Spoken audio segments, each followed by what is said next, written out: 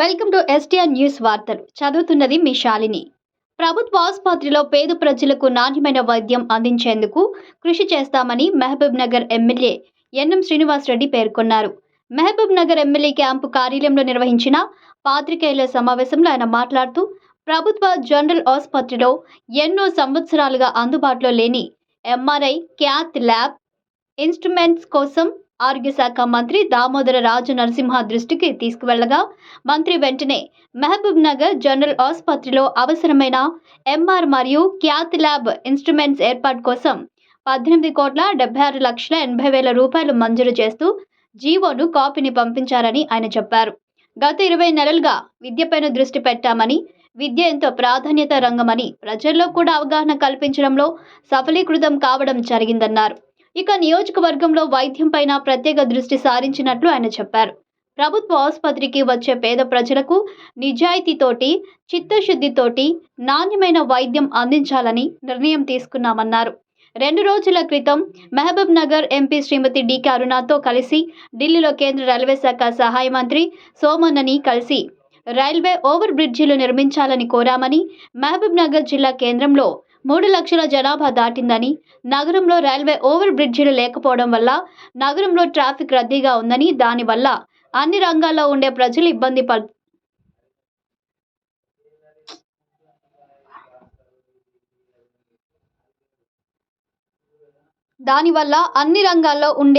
ఇబ్బందులు పడుతున్నారని మంత్రి దృష్టికి తీసుకుపోగా మహబూబ్ నగర్ నగరంలోని టీడీగుట్ట, తిమ్మసాన్పల్లి, బోయపల్లి గేట్, రైల్వే గేట్ వద్ద రైల్వే ఫ్లైఓవర్ బ్రిడ్జిలను 100% కేంద్ర ప్రభుత్వ నిధులతో త్వరితగతిన పూర్తి చేస్తామని మంత్రి హామీ ఇచ్చారని ఆయన గుర్తు చేశారు. ఈ విషయంలో ఎంపీ కేంద్ర మంత్రిని ఎప్పటికప్పుడు కలిసి ఫాలోఅప్ చేస్తారని తెలిపారు. రాజకీయ నాయకులు, అధికారులు సమన్వయంతో పనిచేస్తేనే ప్రజలకు సంక్షేమ పథకాలతో పాటు నియోజకవర్గంలో అభివృద్ధి సాధ్యమని ఆయన స్పష్టం చేశారు. ఎవరైనా అధికారులపైన దౌర్జన్యం చేసినా, వారిపైన దుర్భాషలాడినా సహించేది లేదని, మహబూబ్ నగర్ సంస్కృతి కాదని హెచ్చరించారు. శాంతి భద్రతలకు భంగం కలిగించే వ్యక్తులపైన తీవ్రమైన పరిణామాలుంటాయన్నారు. శాంతియుతంగా ఉన్న మహబూబ్ నగర్ నగరంలో శాంతికి విచ్ఛిన్నం కలిగించే వ్యక్తులు ఎవరైనా నిర్దాక్షిణ్యంగా చట్టం తన పని తాను చేసుకోబోతుందని అన్నారు. ఈ విషయంలో ఎలాంటి రాజకీయ జోక్యం ఉండదని స్పష్టం చేశారు.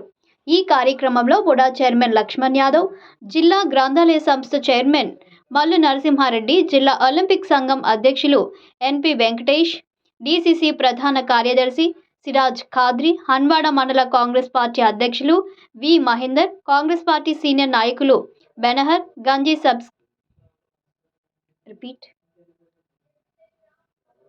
గంజి ఆంజనేయులు, సతీష్, మాజీ మున్సిపల్ కౌన్సిలర్లు కాజా పాషా, రాషిద్ ఖాన్ తదితరులు పాల్గొన్నారు. మీ ఎస్టీఆర్ న్యూస్ని సబ్స్క్రైబ్ చేసి, లైక్ చేసి, షేర్ చేయండి. మంచి వైద్య సౌకర్యాలు మనం ఇప్పించగలుగుతామన్న దాని మీద ప్రత్యేకమైన దృష్టి ఈ రాబోయే రోజుల్లో పెట్టదలుచుకున్నాం. డాక్టర్లందరితో కూడా మాట్లాడి, డిపార్ట్మెంట్ వాళ్ళతో కూడా మాట్లాడి, ఎక్కడ లోపాలు ఉన్నాయి, మనం ఎక్కడ సరి చేసుకోవాల్సి వస్తుంది, ఎక్కడ నిధులు అవసరం ఉంది, వాటి మీద ప్రత్యేకమైన దృష్టి పెట్టాలని చెప్పి నిర్ణయం తీసుకొని మీ ముందు ఆ విషయం చెప్తా ఉన్నాం. అలాగే మన సూపర్ స్పెషాలిటీ హాస్పిటల్లో కూడా ఇంకా చిన్న చిన్న అడ్డంకులు కొన్ని ఉన్నాయి. చాలా వరకు మనం క్లియర్ చేయగలిగినాం. ఇంకా కోర్టు పరిధిలో 2-3 అంశాలు ఉన్నాయి. వాటిది కూడా ఒక చిన్న మైనర్ హర్డల్ ఒకటి ఇంకా మిగిలి ఉంది. అది కూడా తొందరలోనే క్లియర్ చేస్తాం.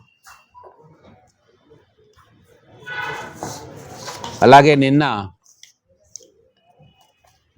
ఢిల్లీకి వెళ్ళినాము. మొన్న రైల్వే మంత్రి గారిని కూడా గౌరవ ఎంపీ శ్రీమతి డికే అరుణ గారితో కలిసి కలవడం జరిగింది. మహబూబ్ నగర్ పట్టణంలో అనేక సంవత్సరాలుగా రైల్వే ట్రాక్ దగ్గర వాహన రద్దీ పెరిగి ట్రాఫిక్ జామ్ అయ్యే పరిస్థితి ఉంది. మున్సిపాలిటీ నుంచి కార్పొరేషన్ అయిన తర్వాత ఇక్కడ అనేక ఎడ్యుకేషనల్ ఇన్స్టిట్యూషన్స్ కూడా రావడం, మొత్తం ఉమ్మడి జిల్లాలో చాలామంది వచ్చి ఇక్కడ స్థిర నివాసం ఏర్పరచుకోవడం, మన జనాభా కూడా దాదాపు 3 లక్షలు దాటి పెరగడం, దాంతో ఖచ్చితంగా మనకు రైల్ ఓవర్ బ్రిడ్జ్ కావాల్సిన అవసరం ఇప్పుడు ఉంది. అందుకే ప్రత్యేకంగా రైల్వే మినిస్టర్ గారిని కలిసి రిక్వెస్ట్ చేయడం జరిగింది. తిరుమల దేవుని గుట్ట దగ్గర, అలాగే బోయపల్లి దగ్గర, అలాగే తిమ్మసాన్పల్లి దగ్గర, అలాగే ఫుట్ ఓవర్ బ్రిడ్జ్లు కూడా అవసరం ఉండే, ఒకటి దివిటిపల్లి దగ్గర, ఒకటి సద్దలగుండ దగ్గర. వీటిని రైల్వే మంత్రి దృష్టికి తీసుకొని పోయినాం. గౌరవ ఎంపీ గారు కూడా ఖచ్చితంగా కావాలి ఇది అని చెప్పి వారు రిక్వెస్ట్ చేయడం జరిగింది. చాలా పాజిటివ్గా మంత్రి గారు రెస్పాన్స్ ఇచ్చారు. సో దీన్ని నిరంతరంగా ఫాలోఅప్ చేపిస్తాను. ఖచ్చితంగా రాబోయే రోజుల్లో ఎక్కడ వెసులుబాటు ఉన్నా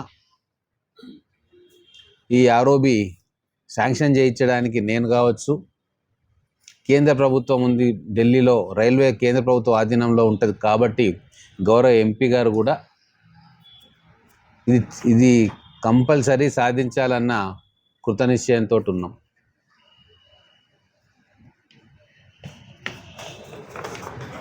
ఇది అభివృద్ధికి సంబంధించిన పనులు. ఇంకొక విషయం మీ ద్వారా మహబూబ్ నగర్లో ఉన్న అందరికీ కూడా స్పష్టం చేయదలుచుకున్నా.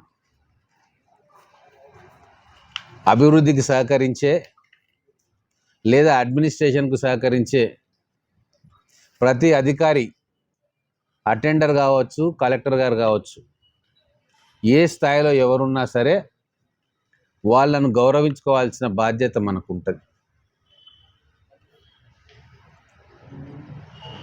వారిపైన దౌర్జన్యం చేయడమా లేకుంటే దూషణలు చేయడమా ఎట్టి పరిస్థితుల్లో కూడా ప్రభుత్వం సహించదు, మేము కూడా సహించం. రాజకీయ నాయకులు, అధికారులు సమన్వయంతో కలిసి పనిచేస్తేనే ఈ నగరాన్ని అభివృద్ధి చేసుకోవచ్చు, ప్రజలకు సంక్షేమ పథకాలు సక్రమంగా అందించవచ్చు.